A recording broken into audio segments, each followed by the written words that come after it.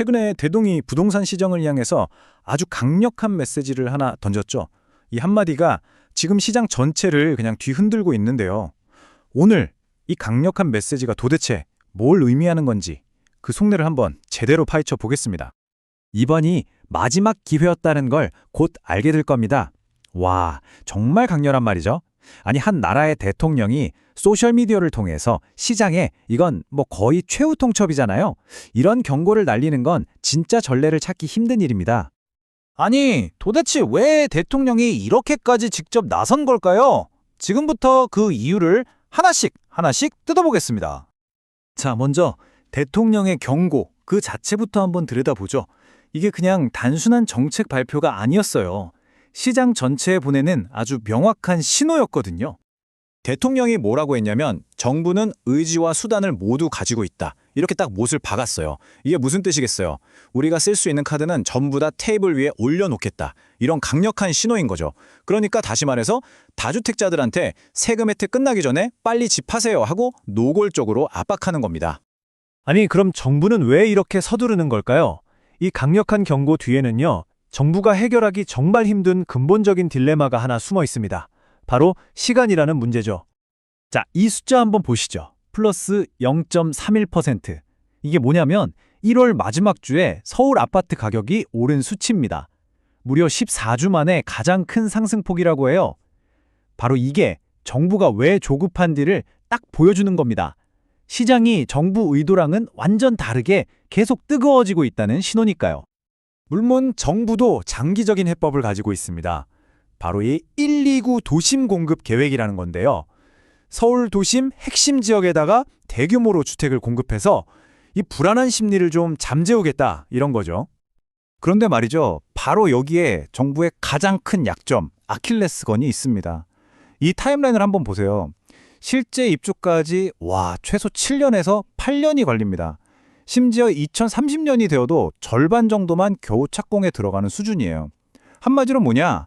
이 장기 계획은 당장 활활 타오르는 불 끄기에는 너무 먼 미래의 물이라는 거죠.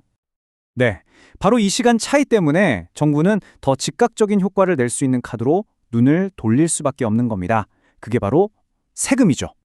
결국 핵심은 이거예요. 새 아파트가 들어오려면 아직 몇 년이나 남았잖아요.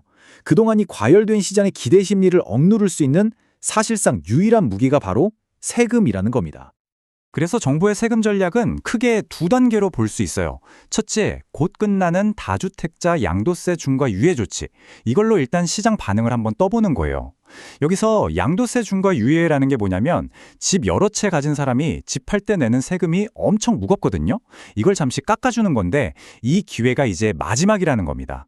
그리고 둘째, 여기서 끝이 아니에요. 장기적으로는 아예 보유세랑 거래세 전체를 싹 다 뜯어 고치겠다.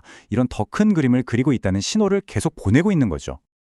그래서 우리가 지금 딱 기억해야 할 날짜가 있습니다. 바로 2026 5월 9일.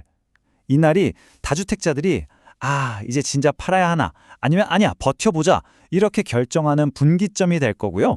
또 정부의 이 강경한 태도가 시장에서 과연 통할지 그걸 확인하는 첫 번째 시험대가 될 겁니다.